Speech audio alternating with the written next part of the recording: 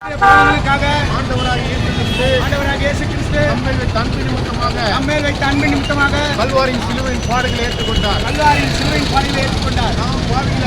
நாம் பாவிகளாய் இருக்கையிலே கிறிஸ்து இயேசு நமக்காக மரித்ததினாலே தேவன் நம்மேல் வைத்த அன்பை விலகப் பண்ணினார். வேத வாக்கின்படி மரித்து அடக்கம் பண்ணப்பட்டு மூன்றாம் நாளை உருவித்தெழுந்தார். இயேசு சொன்னார், என்னை விசுவாசிக்கிறவன் மரித்தாலும் பிழைப்பான் என்று. எனக்கு அருமையானவர்களே, இயேசு கிறிஸ்துவின் ரத்தம் சகல பாவங்களை நீக்கி நம்மை சுத்திகரிக்கும்.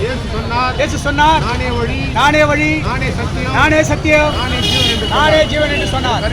எனக்கு அருமையானவர்களே, இயேசு உங்களை அழைக்கிறார். வருத்தப்பட்டு பாரம் சுமக்கிறவர்களே, நீங்கள் எல்லாரும் என்னிடத்தில் வாருங்கள், நான் உங்களுக்கு இளைப்பாறுதல் தருவேன் என்றார். நீங்கள் தேடுகிற நிம்மதி, நீங்கள் நாடுகிற சமாதானத்தை இயேசுவால் கொடுக்க முடியும். கர்த்தர் தாமே உங்களை ஆசீர்வதிப்பார்.